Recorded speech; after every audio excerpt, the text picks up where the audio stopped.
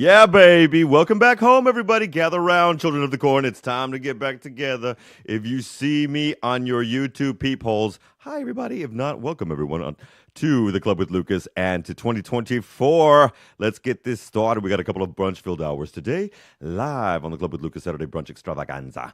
Hope everybody's doing well. I am feeling really sleepy. I've been working on some projects since the new year picked up, and I'm telling you what, I'm probably getting between 3.5 and 5.5 hours of sleep a night. And you can see it with my bags. My bags are rouge, to tell you. But I hope that everybody's starting a beautiful 2024. Because Lord knows we've had a lot of rain yesterday, but it's a beautiful day today. It is a Saturday. It is a sunny day. And I'm so happy to be here back in the studio chair as your boy with so much goodness popping off on 24. I'm not even kidding. I'm feeling the new year. I'm feeling the new year. And I hope everybody started it off well, as I just said. I shall not ever leave you, of course, without a dope beat to step to and some truthiness as well. So let's get to that. The Club with Lucas here on R to the C to the E on 106.9 FM here in our beautiful state of Catalonia and our beautiful city of Barcelona. And this new season, we are going to be serving up some realness. Now today, I'm going to be stream of consciousness flowing for the first hour because we've got a lot of stuff to catch up to. On top of which, I have been collecting music like a mother. Watch your mouth. All of the last few weeks. And in fact, we were set to do some stuff last week, but unfortunately, the people that were going to be coming on had to bail out and go out of the country. They are back. And today, one of them is going to be here. His name is the BC-based jazz extraordinaire, Giovanni Ghizzani. And he's going to be joining us. He's actually promoting one of his new albums. It's called, not one of, his new album, Incommensurablemente, which is otherwise known in English as Immeasurably. And he's going to be joining us in just a little bit. He's going to be blowing us away on the next hour, in our second hour, during our Blue Mesa live session. So please do join us. Remember, you want you to follow us as well. We want to continue to build this independent, original version English ecosystem here in Catalonia, here in Spain, because we are finally growing. So get what's good to you. You can follow us at the Club with Lucas, that's with a C, on Instagram and at TwitX, however you want to refer to it now. I will not even make a comment on Elon Musk's post today, which he made sure that everybody in the world saw. It was absolutely insane. But that is the Club W, Lucas. And of course, like I said before at the intro, you can catch us with your lovely peepers on our station's YouTube, which finally popped off last year. You can catch that at RCE 1069 FM on YouTube. And you can also catch us live here on 106.9 FM all over Catalonia or rce.cat. God, there's so many damn places to watch me. I just want to fill you with goodness. That's what we're here. I'm a U.S. American. That's all we ever want to do. Oh, we'll talk about that shit later. Okay, so much to do. Ton of catch-up news for us, of course, like I just mentioned. So pitter-patter, let's get at her. But there's also so much music. So, Jalen Ngonda. Okay, children of the corn. I'll serve up a little bit more of a wrap-up when he gives up. But this man has been popping off just all over my interwebs. I don't know if it's just some kind of algorithm that I stepped into. But this brother, and I'm going to spell his last name off. He's African. Ngonda, Ngonda. Jalen Ngonda. He is serving up some beautiful R&B realness. Now, we're going to start a little smooth today with our tracks, our new tracks. And then we're going to get a little bit rough. And then we're going to get smooth again when Sir Giovanni Ghizzani gets here. But I want you to check this out. If you don't want my love, well, then you got to be crazy. But this is, again, Jalen Ngonda. We'll be right back in 2.5 minutes.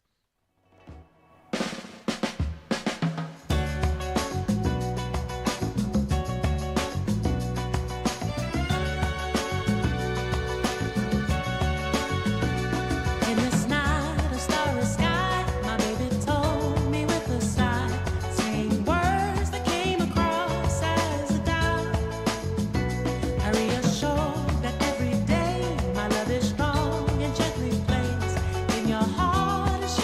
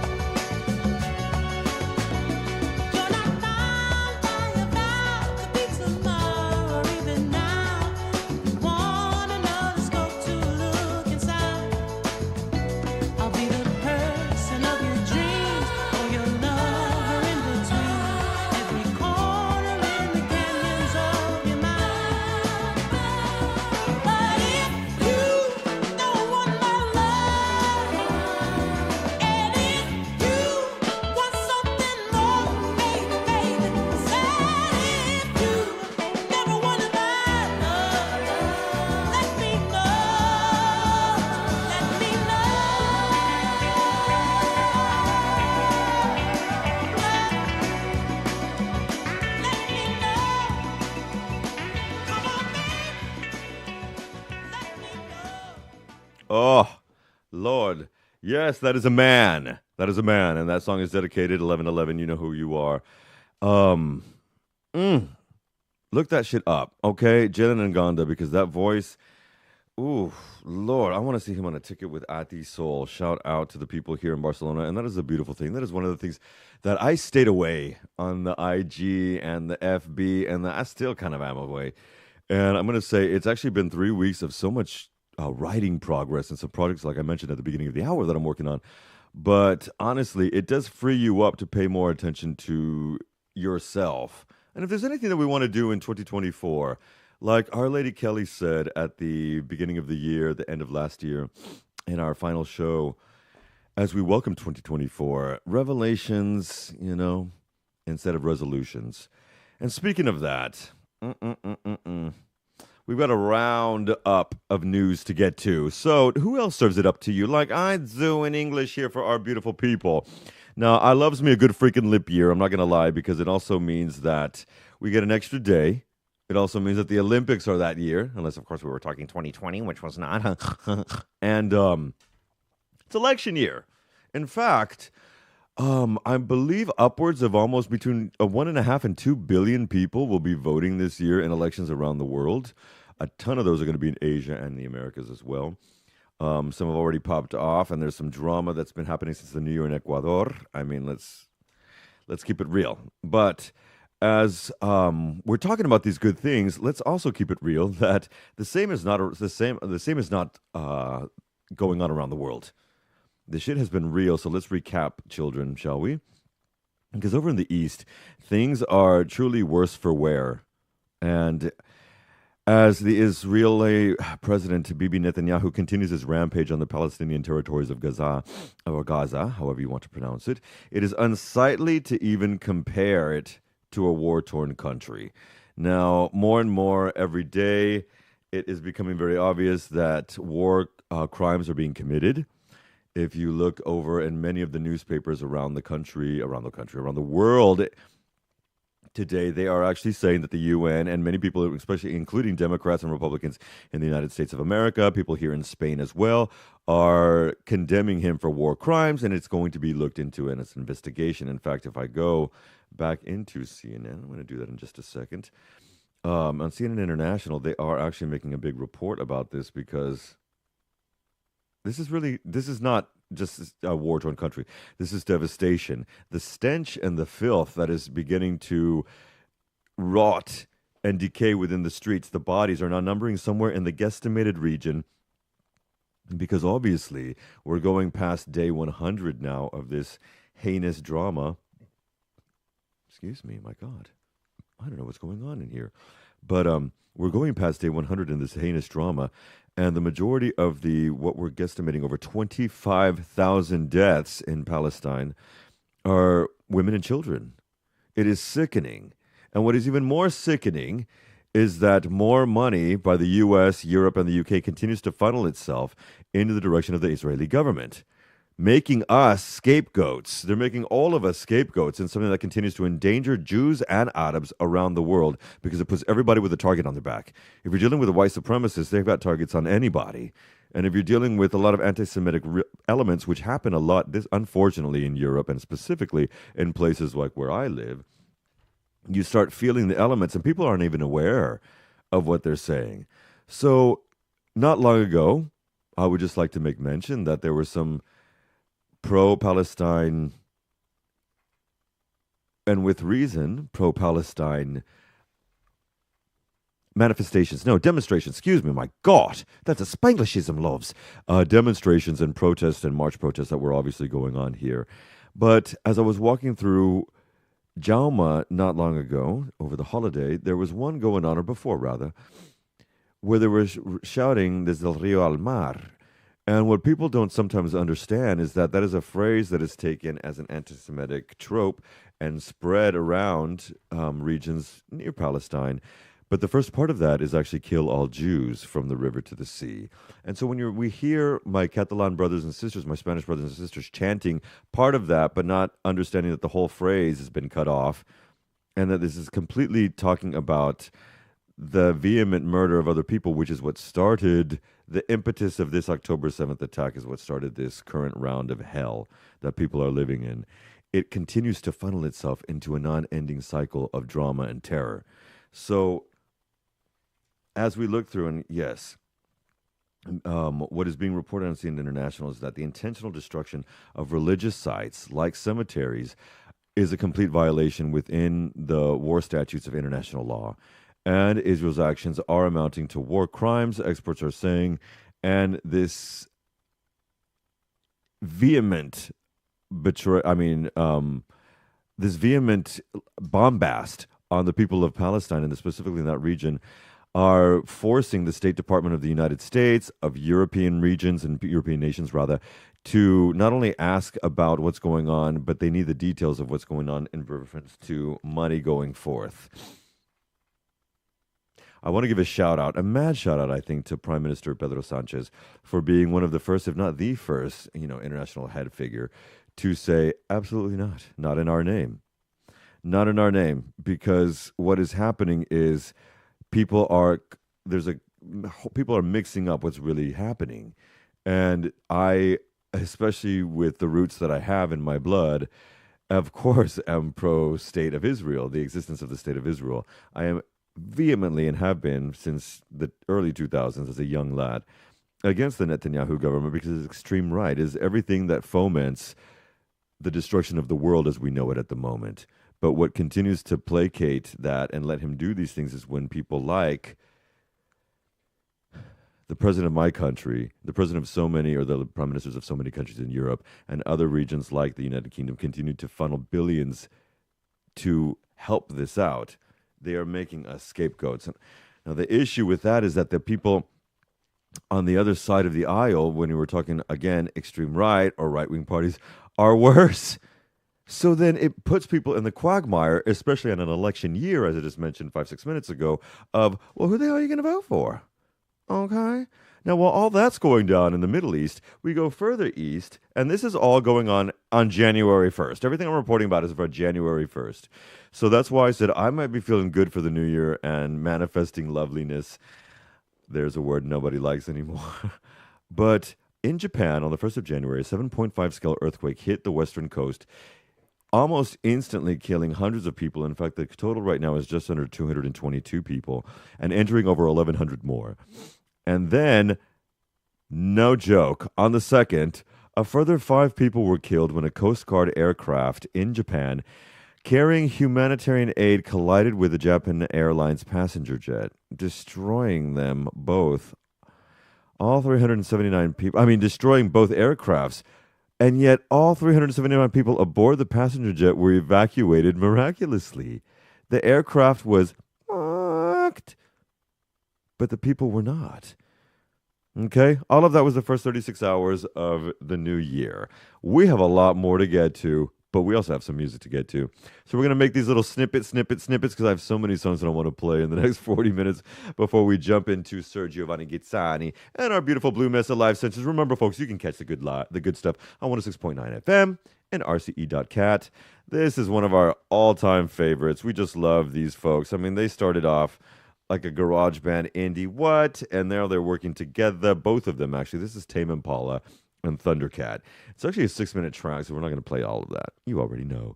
But if you can catch this jam wherever you stream your good music, whether it's Apple, Google, Tidal, Spotify, what have you, Tame Impala, Thundercat, combining their forces together, this is No More Lies. And that's kind of the theme of 2024.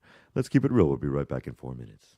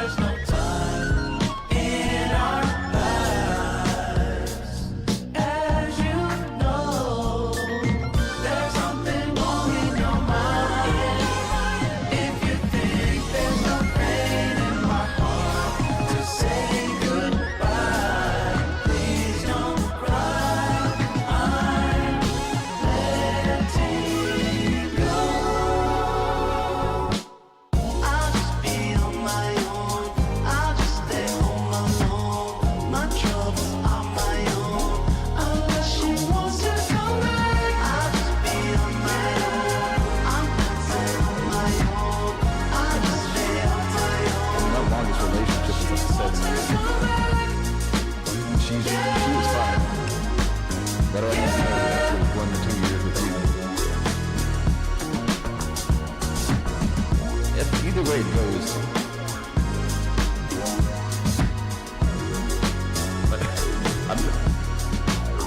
My therapist told me that I should tell you the truth, but you're still angry. So sometimes I still Shiza, I love these guys. Okay, children of the corn, Thundercat. Firstly, I gotta give a mad shout out to Jake Kithcart, my best friend from back in the day for 30-something years now. But I'm only 39 because he was the one who told me about Thundercat. I don't remember. I don't even know if he remembers telling me about Thundercat.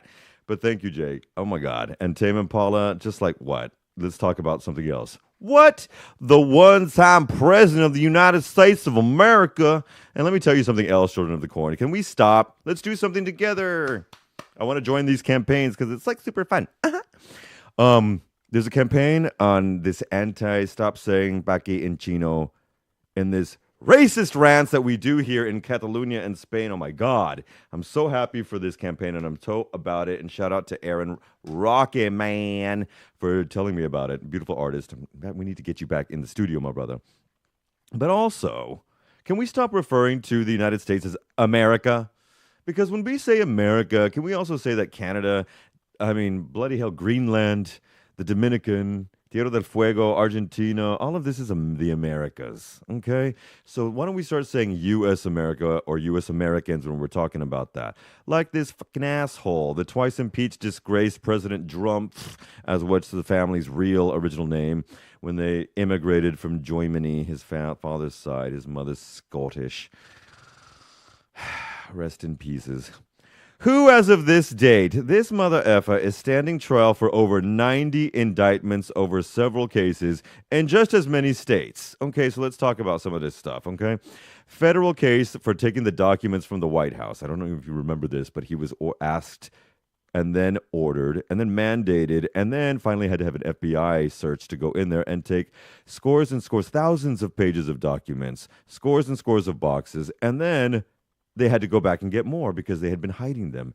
These boxes, these documents, they were top secret, confidential for your eyes only boxes that contained all manner of information, including nuclear stuff that we know that now. All of this is going to be coming out within the cases that are going to be popping off specifically between February and August is what we're looking at. Now, all of this, of course, is leading up to that election year. As I said before, the last song, this is an election year for a large, I don't want to use that word. I will not use that word. A large number of countries this year. And so, one of these cases, of course, is that federal doc case from the White House. Of course, right now he's also embroiled in New York City in the E. Jean Carroll defamation case. Now, E. Jean Carroll is a writer and columnist and journalist for many, many years, specifically between the 70s and the 2000s. She has just turned 80 years old, and I mean, she looks like she just retired. And this woman is a New York queen. In fact, I know people who know her, in fact. And she has taken the president to task for the fact that he was found liable of sexual harassment and violation, not rape. Because in New York State, in many states in the country, in the United States and in Canada, when any digit goes within a person, it is considered rape when it's against their desires. In New York State, because there's so many people and it would flood the courts with that, it's a little more stringent in that case. And so even though apparently Mr. Trump had put himself within her with his fingers, and that's what he was found liable and guilty for, he cannot be found guilty of rape. But a New York State judge at the end of last year actually called it that. And he was ordered to pay her, I believe it was the tune of either $5 or $10 million. But then for the defamation and for saying that that never happened, he was found guilty of doing it and of lying about doing it. He continued to defame her. And the day of the trial that it started, which I believe was Tuesday or Wednesday of this week, he went on 24 times and defamed her again on his Truth Social Media. So right now, what is happening in the New York State case is that this is really just a jury that's deciding how much he has to pay. Now, when you're dealing with civil cases like that, you can't necessarily be thrown in prison. But if the man doesn't pay, that could be a major issue. And then that could get him in major trouble. Now, all of this is happening in New York City. There's another thing that we have to talk about that's going on in New York State. But with this happening right now and him defaming her as the trial is going on, which is why he's having to pay her, they're about to tell him how much he has to pay her. Now, there is something called punitive damages. And punitive damages in civil trials can amount up to a lot. Last month, Rudy Giuliani was ordered to pay $183, I believe, million to Ruby Freeman and her mother, and her daughter, excuse me, for defaming them and lying about them and saying that they were helping to steal the election, which of course was a lie, and voted and found out so and proven so. So he had to declare bankruptcy, which has put everything on his case on trial. Now, Donald Trump, he could be ordered to pay anywhere from $300 to $500 million in the state case that's happening in New York with the Attorney General, because he has been found guilty of fraud throughout his entire career, but specifically the last 12 years. To the tune of billions, apparently $2.2 billion of fraud. The New York State is asking, and this is a whole other case, it's the third case we're talking about, for at least around $400 million. Now, punitive damages from this other case for the sexual harassment and defamation for E. Jean Carroll, these jury are noting that he is defaming her while he's being ordered to pay money for defaming her. So they have every right to say, you know what? We're going to put the damages and whatnot at, let's say, $5, $6, $7, $10 million. But punitive damages at $500 million for not shutting up. And they have every right to do that.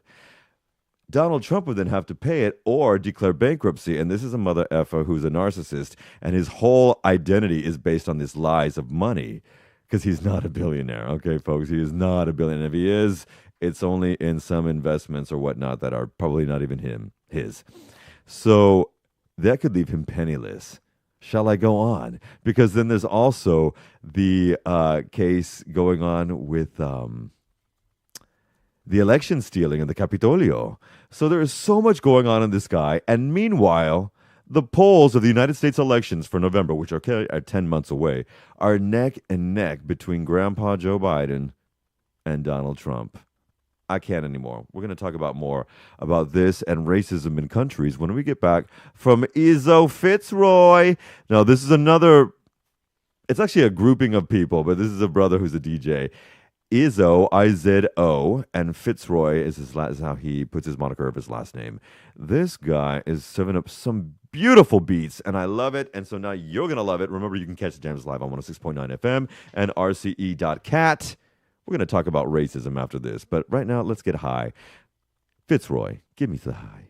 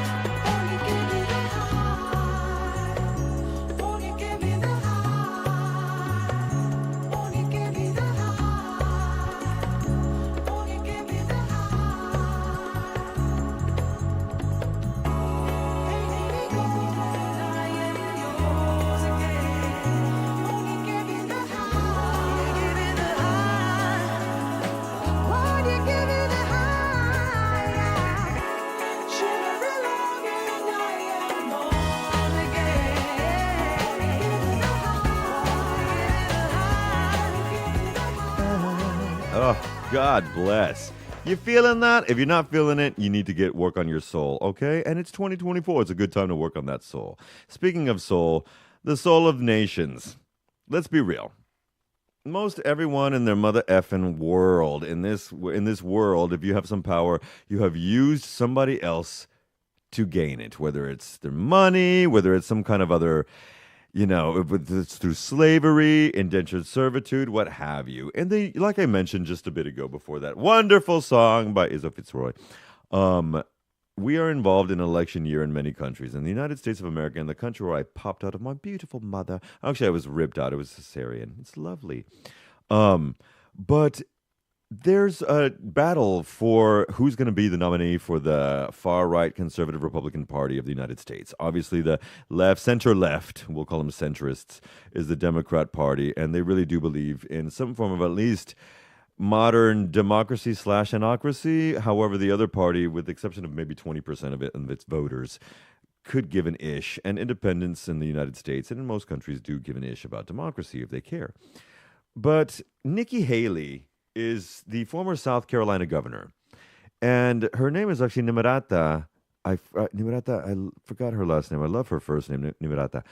And her name is Indian because she is of Indian descent. Her family were immigrants who moved to the United States. She, of course, was born in the United States and is running for the Republican ticket to be the nominee for the president of the United States of America in these November elections. Now, over the last few weeks, so while we've been off the air, she has been drawing a lot of criticism for her claim that the United States, and some praise in Fox News and on the far right, that the United States has never been a racist country.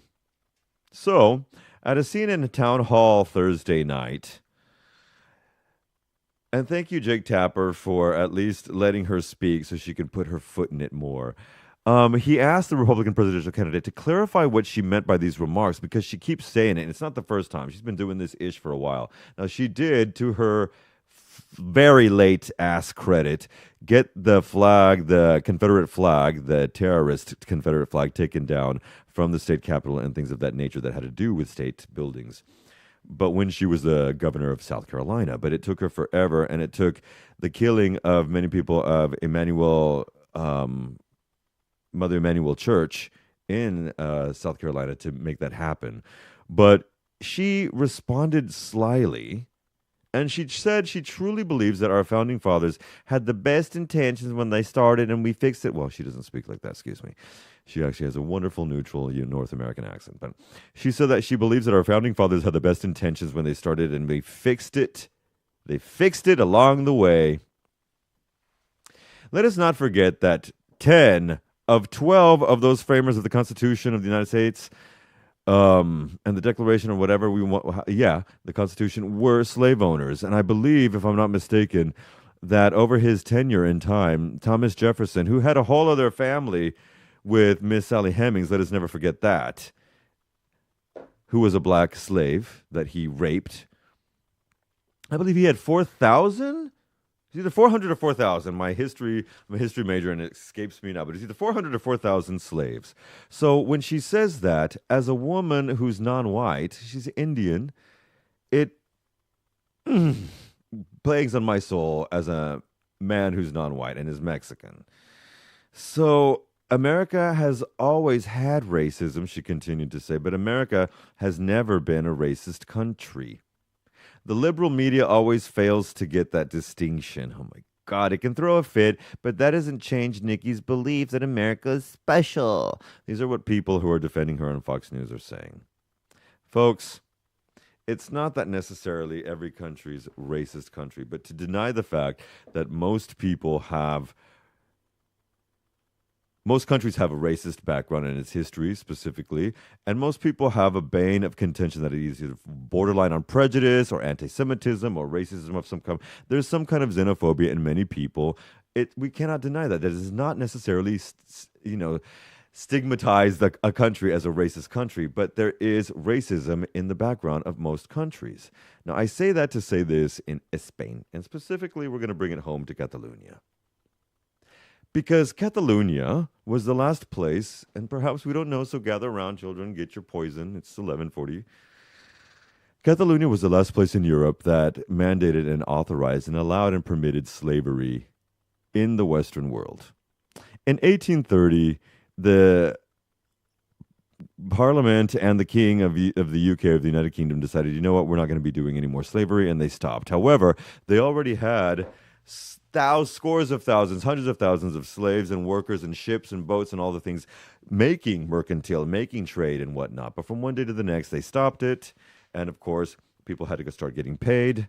What people don't realize is that from 1830 until 2016, the people who kept getting paid by the government, the UK government, were the farmers and the factory owners who lost all their workers. So from 1830 to 2016, yes, you're hearing me right, for nearly 200 years, the UK government continued to give money to these farmers and their families and factory owners and their families and their descendants and whatnot. It stopped in 2016. It's a sickness, but it's truth. Now, when it ended up happening, where two businessmen from Catalonia got wind of the fact that there was no more slavery that's going to be helping the United Kingdom build its fortunes. So they said, well, wait a minute, all this stuff is still going on. We can take care of that. So these two Catalan businessmen went and brought the slave trade and the workers, the slaves to Catalonia. And from 1830 until almost 1900, these men, who were the great great grandfather of Artur Mas, ex president of Catalonia, and the great grandfather of Jordi Pujol, ex president of Catalonia, and a forever voter with the PP for many, many, many, many, many years. Let's never, ever forget that. They brought these men, these poor slaves, and they built modern Catalonia. All of the banking, specifically like Caixa Pensiones, Caixa Bank now, Caixa Catalunya, which is now part of, I think, Bankia. I mean, so all of the Catalan banks that started after 1830 were funded and continue to be funded until 1900 by slave money. And of course, when you have that generational wealth for 70 years, all of that money just continues to build. Now, the Pujol and Mas family ended up going on and forming the Convergencia Unió parties, which then split and have changed their names I don't know how many effing times. But they also started this faux independence movement that started in 2010, which has very little, has nothing to do with the original movement and beliefs of democratic republicanism under Francesc Macià and Lluís Companys. So before I get started, we're going to throw on another song right now because we have a one-way ticket to some goodness that's about to happen. And in fact, Signor Ghizzani has joined us early. So we're going to wrap up a little few things, but I have so much to talk about as well because you know that I've got the gift of gab. And as a reporter and journalist and historian and English teacher, I'm here to share that with Jews. Share that with Jews? Yes, and you too. Now, Priya Raghu is, again, obviously of Near East descent. She's Indian, I believe, as well. And the jam. It's just another jam. This is called One Way Ticket. In fact, it's a 2 to 3 minute ditty. We'll come back with just a little bit more, leave you with a little more music, and then we're going to get into some beautiful jazz. Now, remember, you can catch the jams live wherever you are at rce.cat.cat or 106.9. This is Priya Raghu and One Way Ticket, baby. To jams. I can turn you upside down. Burning for the night, it's going down, down, down. Addicted to my ways, I got the perfect compound. You're ready to let go and I'ma lift you off the ground. I saw you fall in love on my dance floor. Yeah, keep your heart, don't need no ransom. Boogie through the night, cause this the anthem. Cause you know, that's why we're gonna dance, dance, dance, dance. We could dance, dance all night. One way ticket, go and take a chance. Dance, dance, dance, dance. One way ticket to the dance floor. Let's take it to the dance floor. Chill a me. No rules, we are renegades. In a fate, one option. Let's move like nobody's watching. Chill a mate, till your mate. Only one way to celebrate. Switch off, one option. Let's dance like nobody's watching. I saw you fall in love on my dance floor. Yeah, keep your heart, don't need no ransom. Boogie through the night, cause this the anthem. Cause you know, that's why we gon' dance, dance, dance, dance. We could dance, dance all night. One way ticket, go and take a chance. Dance, dance, dance, dance. One way ticket to the dance floor. Let's take it to the dance floor. Dance like we don't care. Hands in the air. Dance like we don't care. Hands in the air. Dance like we don't care. Hands in the air. Dance like we don't care. Hands in the air. I got this feeling. You can't deny it. Break through the ceiling. Temperature's rising. I saw you fall in love on my dance floor. Yeah, keep your heart, don't need no ransom. Boogie through the night, cause it's the anthem. Cause you know, why we gon' dance, dance, dance, dance. We could dance, dance all night. One way ticket, go and take a chance. Dance, dance, dance, dance. One way ticket to the dance floor. Let's take it to the dance floor. Dance like we don't care. Hands in the air. Dance like we don't care. Hands in the air. Children of the Court. Priya Raghu, she is Sri Lankan and Swiss, of all things. Beautiful. Now, quickly, over here in Catalonia, there's a little bit of drama that I want to pop out before we get to the beautiful jazz in our next hour here at the Club with Lucas Brunch Extravaganza. A Spanish judge has named several Catalan separatist leaders in an investigation into terrorism, and it happened just as Pedro Sanchez was receiving the help from Junts pel Cat by Carles Puigdemont. Apparently, what they're talking about is the tsunami democratic. Okay, now this is something that popped off during the independence movement and the uprising of the more right-wing led independence movement here in Catalonia. In his decision, Garcia Castellon, this judge who's bringing this up to the fore, and let's be real, the man is well into his 70s. He is up for getting off the bench soon. And one can only query why he's bringing this up during the time specifically. It started literally after the Pepe and Vox could not get anybody to vote fully for them so they could take absolute majority.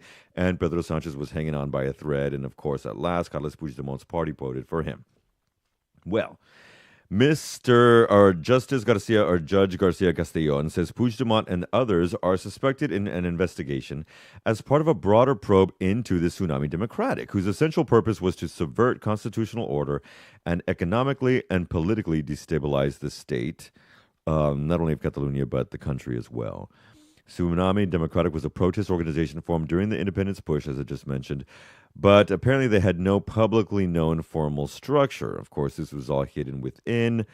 And Puigdemont he's still in self-exile in Belgium. Now, the Socialist Party had laid out a patchwork makeshift way of how to get them to vote for them anyway. And of course, this was all an effort with using amnesty so they could avoid another elections at the end of the year. And it worked. It's not getting any better. And Garcia Castellon is not letting off of this. Obviously, when we're talking about that, there's going to be a slight, just a fray in the union, because what ended up happening, the right-wing coalition of our country only got 171 seats, and they needed more. In the end, the left-wing coalition were able to snag over 179 seats, and they got it. We needed 176. They got 179. That's the way the democratic process works, but it's also causing a massive bane of contention. Something else that's causing a massive bane of contention, and I'm going to bring this up because I can, and because it certainly sparks some anger within the community. What happened is after, and we don't play Justin Bieber or Taylor Swift in my show. Okay, they're just not permitted here, But after, maybe we should play some Taylor Swift. I get some Swiftie audience. That would be a good thing. We'll talk about that on the flip side. I do like her business model. I just don't like the way that they made her famous with lies. But I also don't like the fact that about 12 years ago, yours truly was living alone. I just moved into my first flat here by myself in Barcelona. And I stumbled across a documentary about Taylor Swift that had been made and produced by her first, I don't know if it was PR rep or agent, who was a young woman. And she went on to document how they had been lovers when Taylor Swift was, I think past 1920. And that it was a very beautiful bond, and eventually she had to make her way out. And because of the relationship and the fact that there was no way that they were going to ever be able to promote Taylor Swift as a viable artist in the pop country world, much less the pop world that she eventually crossed over after 2015, I believe it was. I remember being, okay, now this was, I saw this, actually maybe she popped off in the pop market in 2012, which is about around the time that I saw this. And I remember thinking that would make sense because I believe Karlie Kloss at that time was dating a girl or saying she was bisexual. I know Cara Delevingne had come out of the closet. People were questioning Kendall Jenner and Selena Gomez. And so it made sense if she was in a squad to me. And I remember saying this, that I thought that Taylor Swift might at least be bisexual. Now, CNN came out with this scathing report that Taylor Swift is if not fibbing, at least stretching the truth about her sexuality and using men or sleeping with men and whatnot um, to stave off that fact. Now, all of this is happening many, many years after I saw this documentary, which was incidentally taken off YouTube's channels. But a lot of people started coming out of this, and The Guardian has come up with some great reports. And, we always pump out The Guardian. But one of the writers there, and I just want to, her name is Arwa Madawi, has taken personal offense. I take more offense, she said, at the idea that it's upsetting to discuss a public person's sexuality in 2024 than rather them stating any of this, as CNN said. She goes on to say, for about 18 months, there was this incredibly disruptive construction going on next door to me that drove her crazy. Like verging on a nervous breakdown mad, she starts off the article. She became obsessed with the history of construction-related legislation in Philadelphia, where she's writing from. And she pitched an 10,000-piece editor about this, to a 10,000-piece article to her editor, who said, no. Which is sometimes she makes a joke about this. It's something that editors do to rein you in. So I mean this in the nicest way possible, she's saying, but I think that perhaps Anna Mark's editor at the New York Times should have done her a similar favor. Perhaps someone should have told her that it might not have been advisable to write a 5,000-word opinion piece advancing the theory that Taylor Swift, who is currently involved in a relationship with NFL player Travis Kelce, who has one of the top-rated podcasts with his brother, and it's fun, is secretly a lesbian or bisexual, and communicating this fact to the LGBT plus community via coded messages in her music. Now, some of my university students have told me that they believe this. I don't know. But what it did was cause a huge backlash in the Swiftie community, and it made people start questioning, should we be outing people or trying to say that people might be, when it is not people's other businesses to speculate on people's sexuality. Now, over here, we often make jokes about certain actors. Tom Cruise, Hugh Jackman, I'm looking at you, John Travolta, Harry Styles, I mean, the list could go on. Will Smith, you're in question too, especially after that ridiculousness at the Oscars a couple of years ago. But I'm curious about what people's thoughts are, and I'm going to be throwing this around over the next few sessions. If questioning other people's sexuality really is offensive in this day and age, or should we just keep our mouths shut? Because that's what most people would say, and I do believe that. But at the same time, I wonder if there is any existence of truth to some of these people. Bradley Cooper, would it not help the community to have amazing role models, musicians, artists, writers, actors, who actually come out and say, yo, I love both sexes. I love this sex. I don't care that I'm gay. And I am a huge star. I just think it would behoove us, because in the straight community, not so many, but there are beautiful people that I look up to like that. Certainly Chris Hemsworth is one of them. Definitely my go-to guys are Keanu Reeves and Kevin Bacon. The two Ks, K and K, they're just wonderful men, and they represent beautiful things for the male community, which has been bombarded for thousands of years with this toxic, macho, tiny penis ridiculousness that we do deal with. And that's why I'm so glad I'm not a member of the heterosexual tribe. But it does beg the question. And with my brunchies over the next podcast sessions that we'll be doing, certainly next week, with my girl Tau Yvonne in our Barcelona podcast, BrunchFest, I really want to talk a little bit about cis and maybe get to some historical aspects behind that, because it's not the first time that this has been happening. Anyway, those are just things that have been running through my mind because, well, she's on my mind. And She's on My Mind is the last song that I want to play. Jefe, ¿podemos tocar la última de que se llama De Romy en vez de los otros dos, por fin? Yeah, because we have so much to get to, and we have another beautiful hour with you on our Blue Mesa live sessions here on the Club with Lucas Brunch Extravaganza. We've got the beautiful soulful sounds and jazz sounds of Sir Giovanni Ghizzani, who is about to join us, and he's also going to be talking to us a little bit about truth and the history that he's had in his life leading up to from law in Italy to the beautiful musicianship life that he's living here now in our state of Catalonia. Oh, my nerves. Because we're ending off with with Lady Taylor Swift, and shout out to all the Swifties. You are loved. Love yourselves. That's the most important thing. We're gonna end up with "She's on My Mind" because she was on my mind. And this woman, Romy, is just serving up mad beats as well. Like I said, we started off slow, we got fast, and now we're going to go back to slow again. Remember, folks, you can always follow us at The Club with Lucas on Instagram, The Club W Lucas on TwitX, the English Radio BCN on Facebook, and of course, follow us at YouTube as well at RCE 1069 FM, where you can always catch us with your peepholes. After that beautiful song of She's on My Mind, we're going to segue into the beautiful track called Ojalá off of Giovanni Ghizzani's newest record, which just released this at the end of last year. And we're going to be joined with him in just a minute. But give us some beautiful love. Here's Romy and Giovanni Ghizzani, and we'll see you on hour 2 of The Club with Lucas.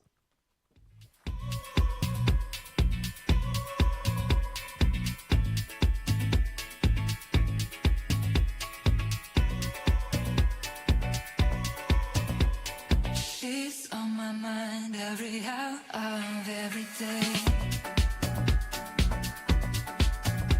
The things we could do, oh, it takes my breath away. And I lose control, think I follow her onto the edge. But she says she's only a friend, only a friend. My mind just can't explain it. No, I can't find the words. But I don't care anymore. Think I'm in love with her. She's on my mind, but I wish she was under me. And there's a space in between us, and I don't know how to reach.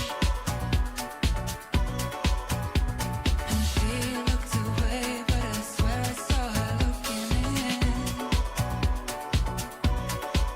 When we play games, I just want her to win.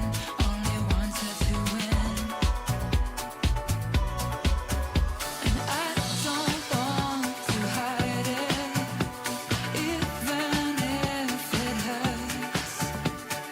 I don't care anymore. Think I'm in love with her. She's walking over and she's got that look in her eyes. She's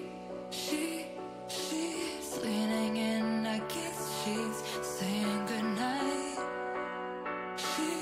She said, I'm so tired of fighting.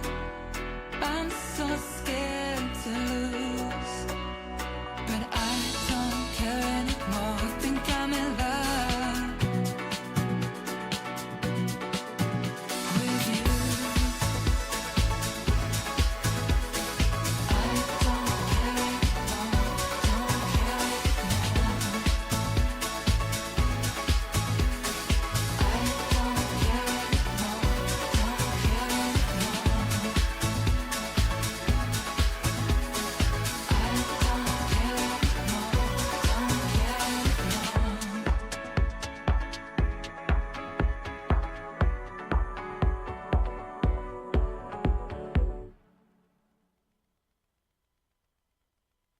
¿Quieres decir te quiero de una manera muy especial?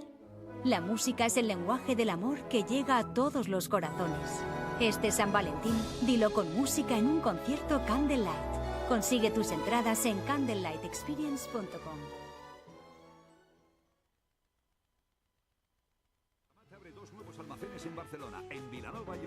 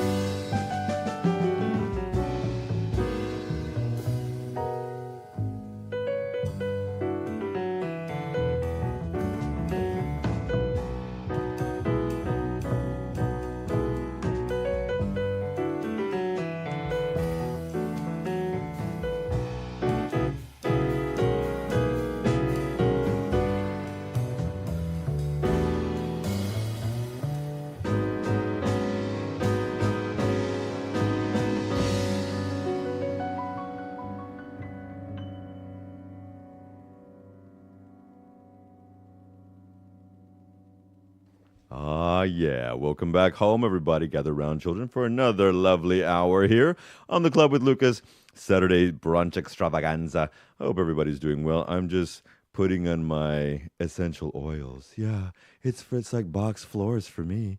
But listen, we are moving into the noon hour and up to 1 p.m., but I am being joined in the studio by my beautiful brother, Giovanni Ghizzani, who's here on our Blue Mesa Live. He's sitting here on the corner, although I did want him over here. If you can, if you wanted to switch there, however you want. But as you see, Mr. Ghizzani is going to be joining us with a beautiful rendition of a lot of not just jazz, but it's his soul that he's going to be pouring out for us today as well. Now, remember, folks, you can catch us live here on 106.9 FM and rce.cat, as well as following me on your Instagram at The Club with Lucas and the Twit X, however you want to define it, at The Club W Lucas. Now, also, you can catch us with your eye holes at YouTube at RCE 106.9 FM. Signore Ghizzani, thank you for joining us. Oh my God, you're welcome. You're welcome. You're welcome here. You're so welcome here. Thank you. Thank you.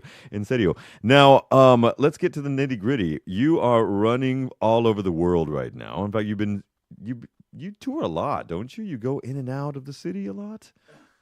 Yes, I mean, recently, in last November, I went to Colombia because I was lucky because I knew a very incredible musician here in Barcelona. It's called Diego Yola. Shout out. And he invited me in Manizales and Pereira, two very nice cities of Colombia, to share a tour with him and his band. And we played my music, we played his music, and we also recorded an album. As well? Yes, I didn't know that, man. I mean, an EP that will be released, I think, the March, April. We already don't know the month, but yes. And so with original music and a Colombian song called Prende la Vela, but arranged in a very jazz way because it's our tinge. Okay, so we're also dealing with jazz musicians on his side as well. Okay, can I ask you something? Because you hail from Italy, and we've got a whole bunch of questions, as you know, to get to. Pero when you're traveling, because coming from Italy and a law background, as I recall, to here and playing jazz and then going to Colombia, what differences do you notice in the jazz communities when you're in Latin America, when you're here in Spain or Catalonia, when you're in Italy? Do you see differences of the jazz communities? Well, yes. Out of curiosity. I think every city has his own jazz scene. For example, for the moment, here in Barcelona, I have seen a very good traditional jazz scene and modern jazz. Like the jazz now, it's a lot of genres because it's like with new soul, with funky music. It's a lot of things. And in Barcelona, it has a very good scene. It's full of people, full of very good musicians. So very happy to be here, and was the purpose of my on my journey here. That now it's in my city. That I decided to live here, even if it's like only 2 years and a half that I've been living here. How do you compare it to Colombia then? And Colombia, I saw a very incredible Latin music scene. It's obviously like cumbia, like the stuff like this, but also it's reflecting. This kind of music is reflecting also in jazz, because jazz is like a style that keep all the other style and make a super incredible cake with all this music experience. So yes, it was cool, and I shared a very nice music with this musician, and I'm looking forward to. I want to hear this. Yes, to the next album. I wonder, do you think, as an artist who plays in various places, do you think this setting where you're at affects the sound of the jazz? Like, when you think of jazz sounds, for example, in Brazil, and it goes back to more of that bossa nova style, where it gives you that tropicalia that you feel. But then you go to New York City, or you're hailing at the Village Vanguard, shout out. It's closed now, I think. Exactly. Yeah, what's I don't. You know what? Don't quote me on that. Don't quote me on that. But the sound of New York jazz is very different from something like in New Orleans or the Dixieland or Yeah. just so much. So, do you think that as a jazz pianist, do you think the different areas that people play create a different style of the genre of jazz? Yes, Sounds? maybe because I mean, I think there is like something going on. If Barcelona, for example, if people know that Barcelona has a very good scene of traditional jazz and a good scene of modern jazz, but on the way of funky new soul mixed with jazz, Which they do a lot of jamboree, I've heard. yeah, of course, yes. And so I think people from outside, for example, for abroad, go to Barcelona for this reason. So at the end, the scene of a city call that kind of musicians. Amen. On the opposite, for example, if you know that Oslo has a very good scene of free jazz music. Does it? People told me, but I'm not a free jazz pianist, Fair and enough, so fair enough. but I never been there. But for example, I think that the musician that will go to Oslo will be the musicians that are very into the free That jazz scene. So I think yes, the style of the city it's important. Compared to the musician that then can go to play in the city. So, what brought you? I mean, because let's go back a few years yes. now. What brought you to the realization, and what kind of, I guess, what kind of jazz do you gravitate towards? What brought you to the decision to play jazz in the first place when you were younger? I guess. Yeah, well, I started a little bit late playing piano. I'm in a professional way because before I had another life as a lawyer, and so I was playing the piano only to have fun. I did classical music, then I play pop and I play jazz, and then yes, I started play jazz in Siena Jazz. That's a very important academy in Siena. Are you from Siena? I'm from a small town between Siena and Lucca. Firenze. And Firenze, Yes. okay. Called Poggibonsi, but I don't know. if Poggibonsi. people- Yes, very funny name. Yeah. Onomatopoeic name. Very much so. Yeah. And so from that moment, I started to appreciate jazz music, to study jazz music. And then I think that May I ask how old you were at that time? I was 20 years old, but was a very So, like 10 years ago. So it's rather new.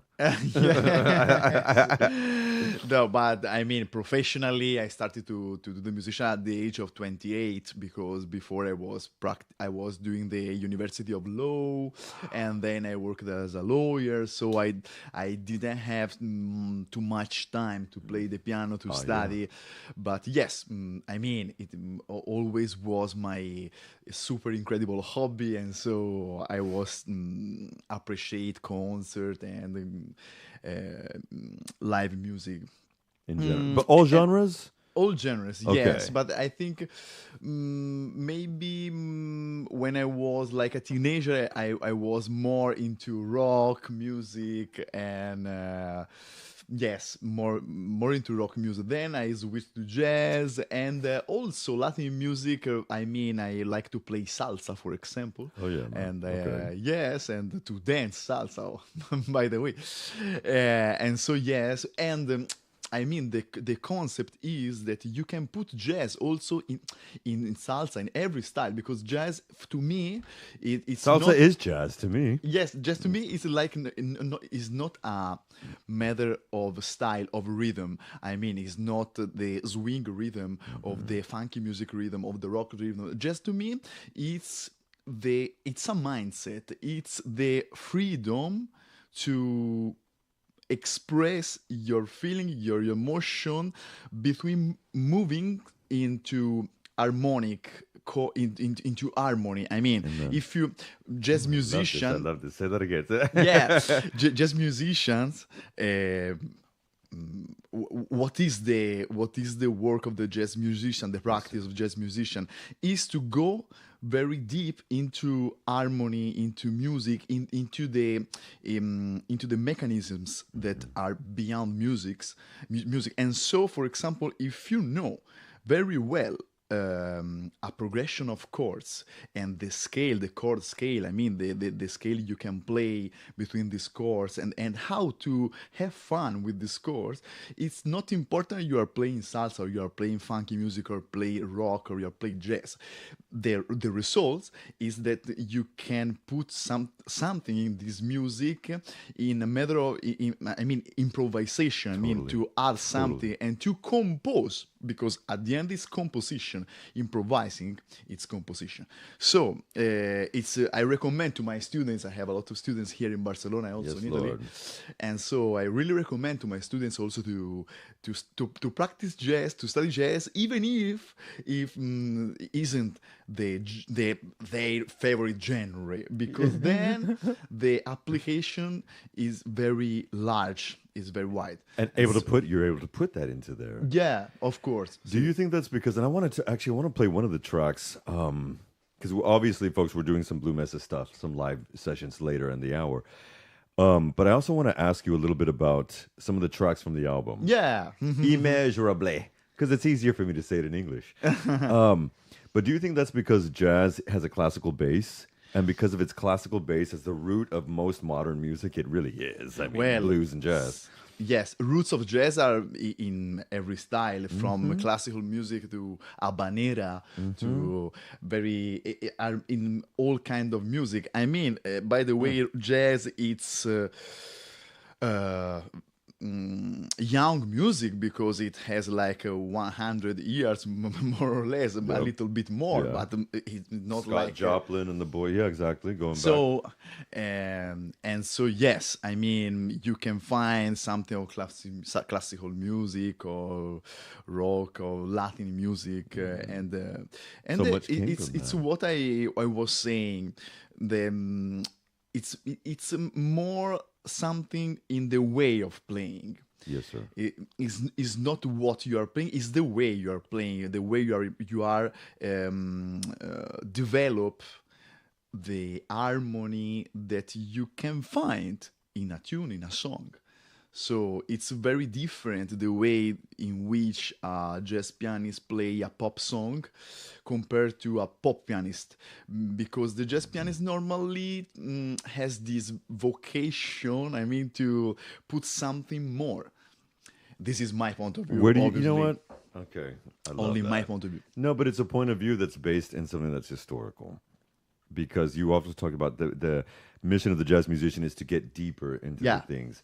But jazz music was born from a deep moment because it started right after the slaves were Yeah, released. of course. It's a black African American music, and coming from the spirituals and the hymns and Yes, the blues, yes, and so it comes from a deep place of pain, really. Yeah. And so I wonder, as a musician, when you go deeper into the music, into the feelings, do you do that on a personal, human level for yourself? Do you like to be more introspective about yourself as well, or is it just a musical thing? Ooh, I'm getting deep now. Well, I can.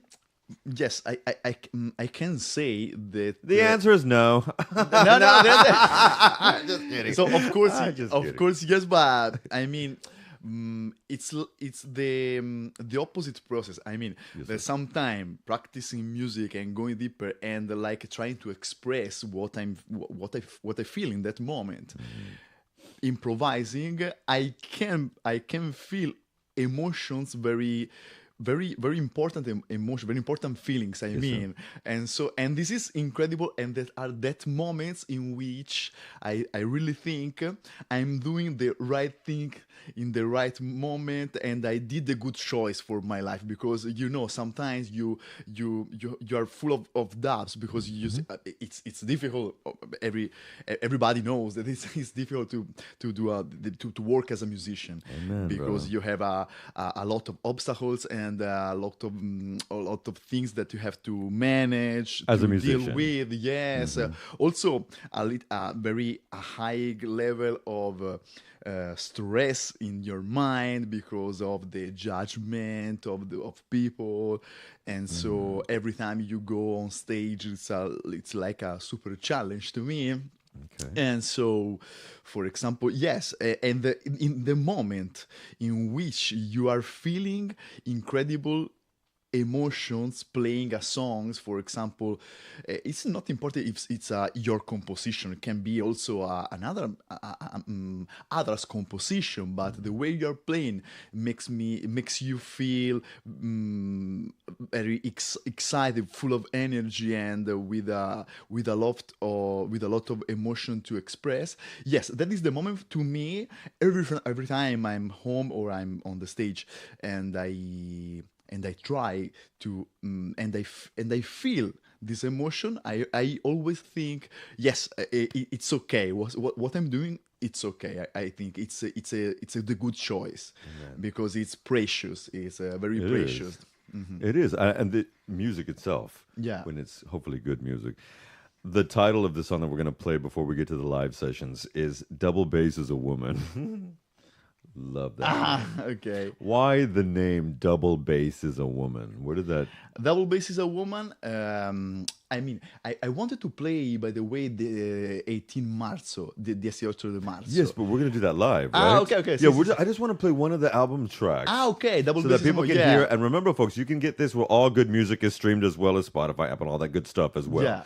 So would you help me with the title of the album? Yes, Double Bass is a Woman. Double Bass is a Woman, but the title of the album is called Incommensurabilmente. Yes. Epa, thank you. Yeah. Now, why the name, before we play it, why the name Double Bass is a Woman? Double Bass a Woman, it's a funny story. I mean, I had a very good friend in Italy, double bass player, and one time we was like kidding, and they asked him, man, but you spend a lot of time of the day of your life hugging this giant instrument. It's Straight like up, man. it's bigger Straight than, up. it's bigger than a human being. Exactly.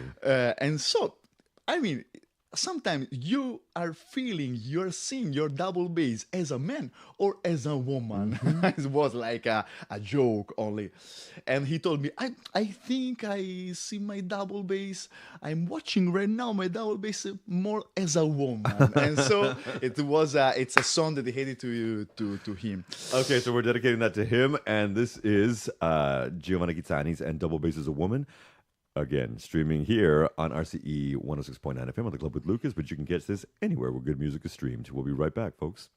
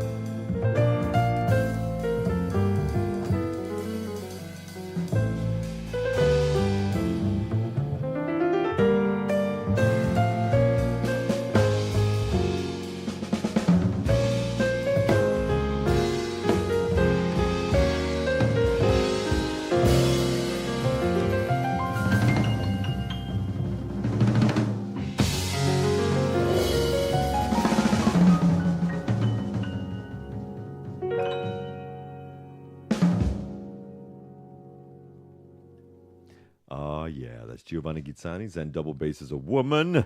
As we're here live at the club with Lucas and trying to solve a little bit of problems on the side too. So let's talk about something else then. Where do you normally perform when you're here and working on your projects, but here in Barcelona? Yeah, I perform in many places, from Centro Civics to clubs to venues, and with a lot of bands. I mean, in piano solo, or with singers, or with bands. But in the last year, I had the enormous pleasure to perform twice a month in the incredible Velvet Room. That is a nice, very nice place with a unique atmosphere, run by Yode. That's a friend of mine. It's very incredible person, and this place is very recommendable, Velvet Room, because it's full of artists, and there is music all the days, and on Sunday there is the jam session. And I'm playing, for example, I play there. The next Saturday I have a double concert there, because I have a private concert from 8 to 10, and then we will play the Velvet Room concert with Lisa Rudy. It's an incredible singer from London, but she's living in Ibiza. And so we will play like something jazz, soul, pop music, but but in the way of jazz mindset. So very funny. And then I will start also a fixed collaboration with Club 61 now from the next month, because now I'm going in tour. So I'm leaving for a couple of weeks, because I'm going to play in Poland, in Poznan, because and I have a tour there in which I will play Incommensurabilmente, so my album with incredible musicians from there, colleagues of mine that I knew in Bologna, Italy, when I was living there. Okay. Because also Bologna has a very good jazz scene. Does it? Yes. Better than Firenze? Yes. Really? Yes. Yes. This is 100%. Madonna, I would never think that. And it's called the City of Jazz, Bologna, in Italy. So it has a very good jazz festival. And it's precious that this collaboration with this saxophone player is called Krzysztof Kuzmierek. It's a very difficult name for an Italian guy to pronounce. And so we have a collaboration with him. He came here the last year to play with me in Barcelona, and now it's my turn. So I'm going there in Poland to play with him. And his band is a very incredible band, so I'm very excited. I'm leaving on the 30th of January, and then I will come back here also, still in February, but I only stay a couple of days in Barcelona, because then I have the incredible pleasure, the enormous pleasure to take part of the graduation, the recording session, the recording album of a Dutch drummer called Goose. And so I will go to Rotterdam and record his album. And so very special February, because yes, a pop-off in February. Mm-hmm. And so yes, and this is the plan for the next month. Okay, folks. So no, I'm just going to reiterate this: that next Friday. Next, 26th. I think it's a Friday. Okay, that you're going to be performing a double bill at the Velvet Room. Yeah. And then you're going to be popping off all over the place. Now, when you're doing these things and you're having to go through different gambits, whether you're promoting your album, working with a singer, working with a different group or a musician, how do you change the hats? Is it easy? Yes, with music, I think it is, because the practice beyond jazz composition and jazz playing, it's universal. I mean, it's the same all over the world. It's like English, no? Okay. That it's a language that connects people and that allow people to to interact, and so it's precious. And just it's the same. I mean, I will play my music, so I send the music sheet to the scores to these musicians, and but then the mechanisms between improvisation are the same. So we only have to understand a little bit the way of doing this, the own way of each musician. But I mean, with one rehearsal, 3 hours, one rehearsal, we can prepare the concert. And this is how I love of this kind of music, that it allows you to interact with a lot of people and to play suddenly. I mean, and to connect in other places. And so it's the very power of music, the power of the jazz and improvisation. But that was what I was going to say. The ability of playing jazz, the artistry of playing jazz, is what probably helps you put on those different hats and the improvisation. Yeah, of course. Because someone who's trained in something else might not be able to do that flip-flop. Now, the idea, certainly with the Blue Mesa live sessions, and we've encountered a little challenge that I've never had happen here, but for some reason we're experiencing some reverb from this amazing electro keyboard that my brother Ghizzani has brought. But the idea also was that there were 3 specific songs that you had chosen that you wanted to play. Yeah. And I don't think my brother wants to play when they're experiencing reverb into the radio. So firstly, we need to apologize for that because this has not happened before, and I'm a little embarrassed. But the song actually was 18 de marzo. Sì, 18 marzo. 18 marzo, that's the 18 marzo. Okay, why this song? And can you tell us a little bit of the history behind it, please? Yes. Yeah. Wow. So this song has a very funny story, because I was in Italy in my parents' home, in which I have a very nice piano, and I was improvising. Trying to follow some parameters, and out of nowhere, my father came inside my room and told me, this is a very nice song. What's the title of this song? It's your new composition. And I told him, no, that I was only improvising. So he told me, but you have to record yourself and then transcribe yourself and then create a new tune, because your daddy said this to you. Yeah. Okay. And I did it, and so now this song is dedicated to him. 18 marzo is it's his birthday, so it is as well. Yeah. Oh, beautiful. Okay. And so 18 marzo, sì, a song dedicated to him, and that was born the song in that moment in which I was improvising, and he was listening to me in secret, so. He must be very proud too. To hear that from his son, he must be very proud. This is also found in the Immeasurably album, correct? Yes. Beautiful. Now we're going to try and rectify a little bit something if we can, because I really want my brother to play live. But this is 18 marzo. Yeah, of course. For his daddy. Daddy, we love you. I love you too, Dad. Here we go.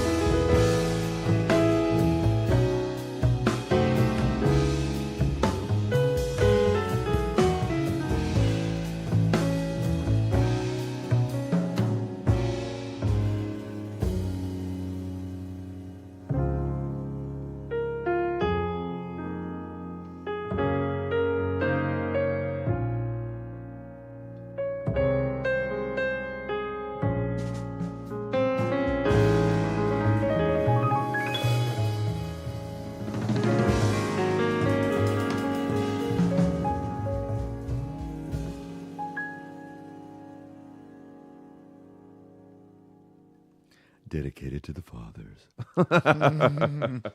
Now, yes, we're still having our technical stuff. The issue, my brothers and sisters, is that we love our Blue Mesa Lounge sessions and our artists to play live, but for some reason there's a bit of a reverb that's going on from the cables that we have, and we don't want that to sound so odd to you in Al Gore's interwebs. When we talk about music, though, let's get back to a few questions here. What is a cliche that you have found that is true as a working artist and a traveling artist, and one that is not? Well, let me think. I think a cliche that Especially when you look like you. so a cliche that I think it's a little bit true. It's about sensitivity, empathy. So, for example, in my experience, my colleagues, my friends, my musician friends, are all people that have a very good sensitivity, empathetic people. So, and I really appreciate this. To me, it's a very fundamental characteristic of a friend that I have to choose, or girlfriend, or what can I say? It's important to me to develop sensitivity and empathy. Do you think that's very easy for men to do? I don't know, but I think the process it's revex. I mean that people that has this kind of feelings very often like to play music because they can express it with music. Music is a channel. It's a very good channel to express feeling to me. And so sadness, happiness are all emotion that you can represent in music. You can transcribe in music, translate in music.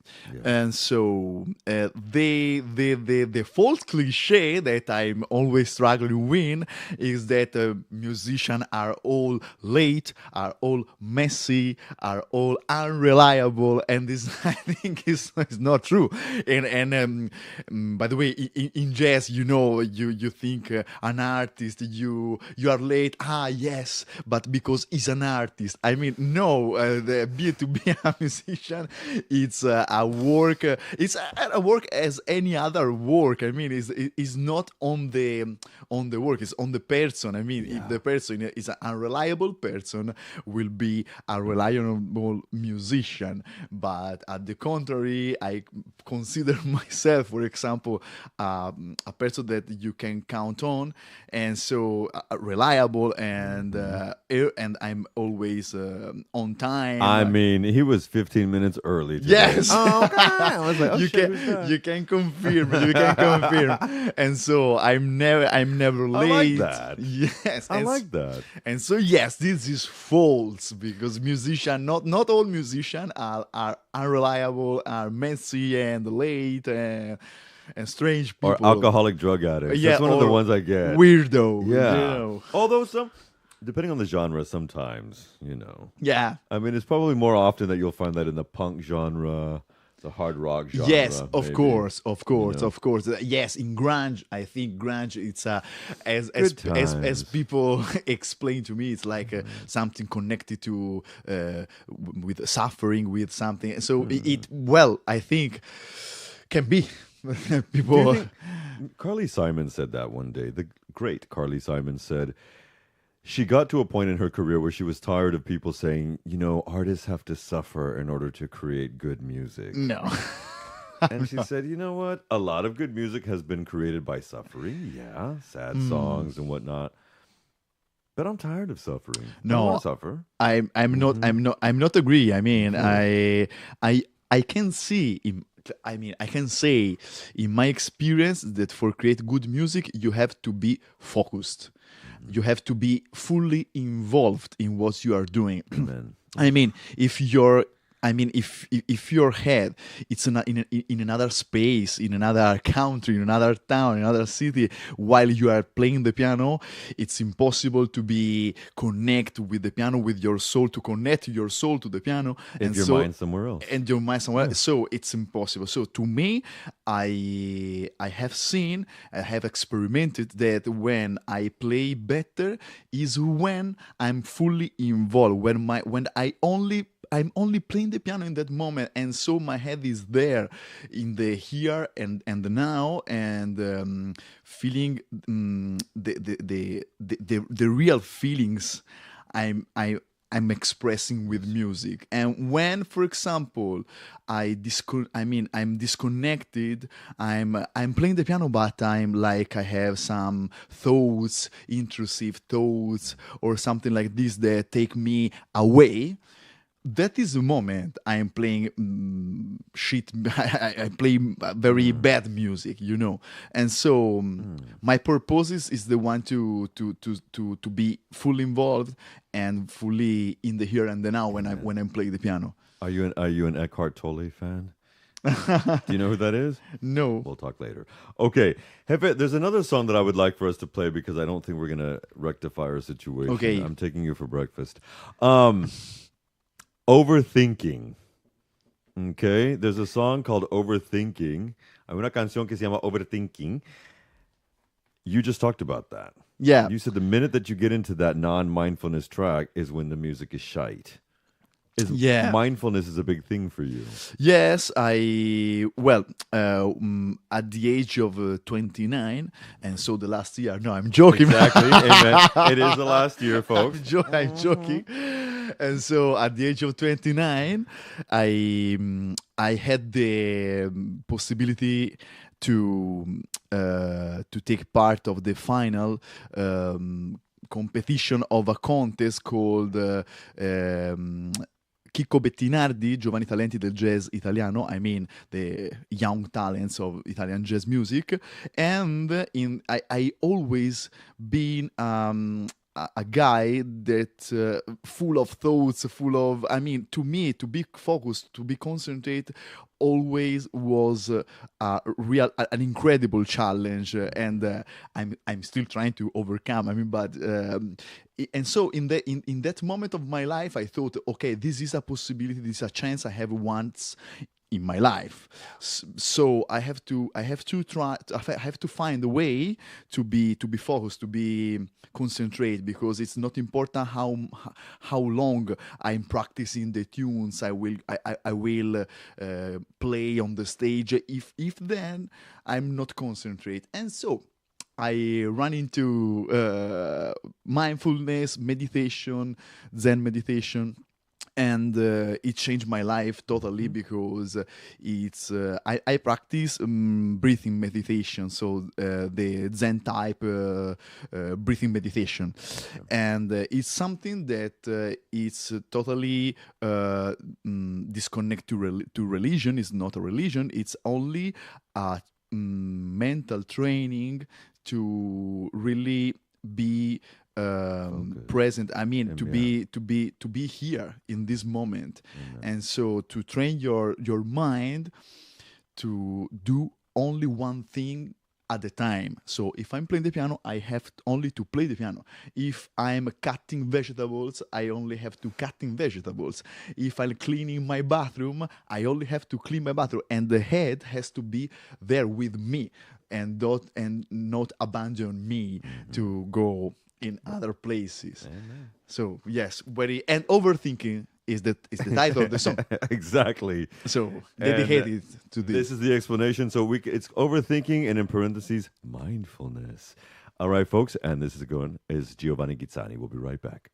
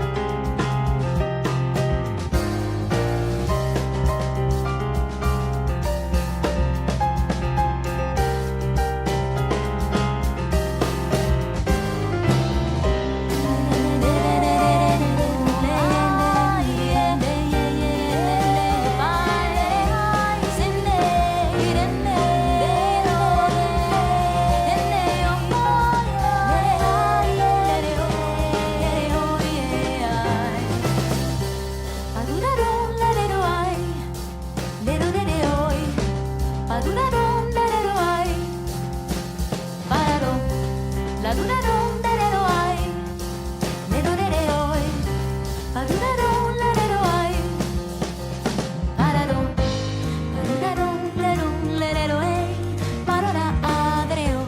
Paduraron, lerero, ay. Pa, paduraron, lerero, ay. Parora, adreo. Paduraren, lerero, ay.